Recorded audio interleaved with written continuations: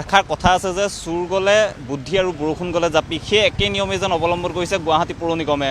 এজাক বৰষুণ, নেৰানেপেৰা বৰষুণ আৰু তাৰপিছত এক অবৰ্ণনীয় পৰিৱেশৰ সৃষ্টি হৈছিল গুৱাহাটী মহানগৰীত। ঠায়ে ঠায়ে লোকসকল তেওঁলোকে যি আবদ্ধ হৈ ৰ'বলগীয়া হৈছিল। বৰ্তমান সময়তো যিসমূহ অঞ্চলত কৃত্ৰিম বান সমস্যা আছে, সেই বানপানী যিসমূহ অঞ্চলত আছে, সেই অঞ্চলৰ যিসকল লোক, সেই লোকসকল কিন্তু আবদ্ধ হৈ থাকিবলগীয়া হৈছে। কিন্তু তাৰ মাজতে গুৱাহাটী পৌৰ নিগমৰ ফালৰ পৰা দেখা গৈছে যে যিসমূহ নলা আছে, নলাসমূহ চাফা কৰাৰ এক ব্যৱস্থা লৈছে। যি ভয়ংকৰ যি পৰিস্থিতিৰ সন্মুখীন হ'ল, এই যি নেৰানেপেৰা বৰষুণৰ পিছত যি কৃত্ৰিম বানে এক ভয়ংকৰ পৰিৱেশৰ সৃষ্টি কৰিলে, তাৰ পিছতেই এইদৰে আচলতে GMCৰ ফালৰ পৰা নালাসমূহ চাফা কৰাৰ বাবে ব্যৱস্থা লোৱা হৈছে, পদক্ষেপ লোৱা হৈছে। আমি হাতীগাঁৱৰ পৰিৱেশ দেখাইছোঁ। হাতীগাঁৱত এতিয়া এনেদৰে ড্ৰেইনসমূহ চাফা কৰা হৈছে।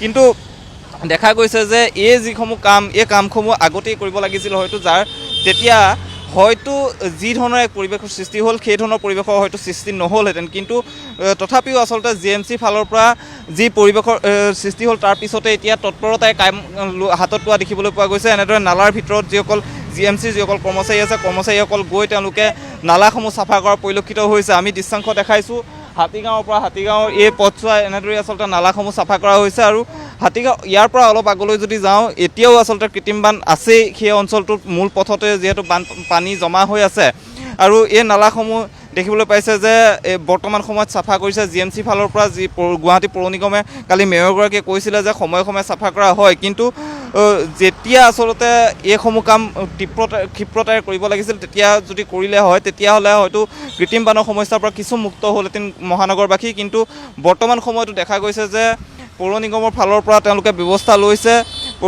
যি চাফাই কাৰ্যসূচী, সেই চাফাই কাৰ্যসূচী লোৱা পৰিলক্ষিত হৈছে। ড্ৰেইনসমূহ চাফা কৰা পৰিলক্ষিত হৈছে। কিন্তু এই ক্ষেত্ৰত কিন্তু গুৱাহাটী মহানগৰত বাস কৰা লোকসকলো যথেষ্ট সাৱধান হ'ব লাগিব। তেওঁলোকেও যাতে যিসমূহ পেলনীয়া জাবৰ জোঁথৰ প্লাষ্টিক আছে, সেই প্লাষ্টিকসমূহ এনেদৰে নালাত যদি পেলায়, তেতিয়াহ'লে এই যি সমস্যা, এই সমস্যা কিন্তু অতি ভয়ংকৰ হৈ উঠিব।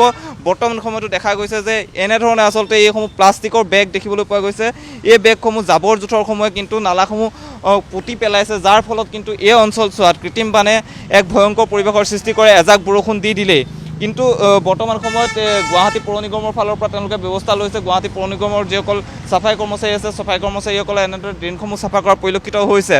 কিন্তু বিভিন্ন স্থানত দেখা গৈছে যে বৰ্তমান সময়তো যি কৃত্ৰিম বান সমস্যা, সেই বান সমস্যাৰ বাবে লোকসকল আবদ্ধ হৈ থাকিবলগীয়া হৈছে। বানপানীৰ বাবে, কৃত্ৰিম বানৰ বাবে যি অহা যোৱা কৰাত যথেষ্ট অসুবিধাৰ সন্মুখীন হৈছে। কিন্তু গুৱাহাটী পৌৰ নিগমে প্ৰত্যেকবাৰে আচলতে দেখা যায় যে কয় যে ছুপাৰ চাইকেলৰ ব্যৱস্থা কৰিছে, কিবা আন যিসমূহ ব্যৱস্থা, এই ব্যৱস্থাসমূহ কৰিছে বুলি কয়। কিন্তু তাৰ পিছতো এই সমস্যা সমাধান হোৱা নাই।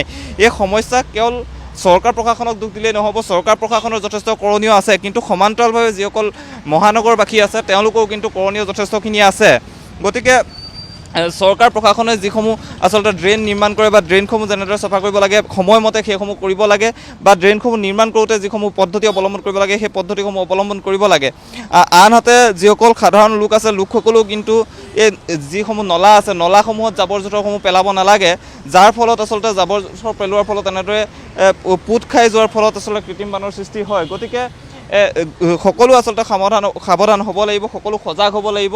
তাৰপিছতহে আচলতে এই যি সমস্যা, এই সমস্যা কিছু পৰিমাণে সমাধান হ'ব বা এই সমস্যা কিছু লাঘৱ হ'ব। কিন্তু দেখা গৈছে যে বৰ্তমান সময়ত এনেদৰেই চাফা কৰা পৰিলক্ষিত হৈছে। দাদা, আপোনালোকে কেতিয়াৰ পৰা কৰি আছে? আমি হ'ল আজি এসপ্তাহৰ বেছি হৈ গ'ল। GMCৰ ফালৰ পৰা এই নালাসমূহ কিছু কিছু ঠাইত কিন্তু উন্মুক্ত হৈ থকা দেখা যায়। আপোনালোকে চাফা কৰাৰ পিছত এইসমূহ আকৌ বন্ধ কৰি থৈ যায়? নহয়, বন্ধ কৰি লগালগ বন্ধ হৈ যায়।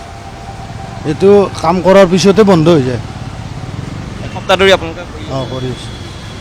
ক'ত ক'ত কৰিছে এই অঞ্চলত? এই অঞ্চলত গোটেই কৰে। নিশ্চয়কৈ দেখিবলৈ পোৱা গৈছে যে এই যিসকল কৰ্মচাৰী আছে, কৰ্মচাৰীসকলে বৰ্তমান কাম চলাই আছে। কিন্তু দেখা গৈছে যে কৃত্ৰিম বানৰ যি সমস্যা, সেই সমস্যা কিন্তু বৰ্তমানো সমাধান হোৱা নাই। কৃত্ৰিম বানৰ সমস্যাই কিন্তু বৰ্তমানো গুৱাহাটী মহানগৰবাসীক যথেষ্ট হাৰাশাস্তিৰ সন্মুখীন হৈছে, যথেষ্ট দুৰ্ভোগ ভুগিবলগীয়া হৈছে কৃত্ৰিম বানৰ ফলত।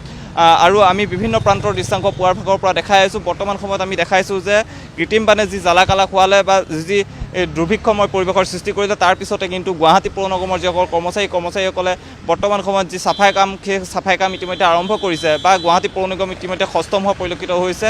শেহতীয়াকৈ হ'লেও গুৱাহাটী পৌৰ নিগমে কিন্তু যি ড্ৰেইনসমূহ যি পৰিষ্কাৰ, সেই পৰিষ্কাৰৰ কাম আৰম্ভ কৰিছে।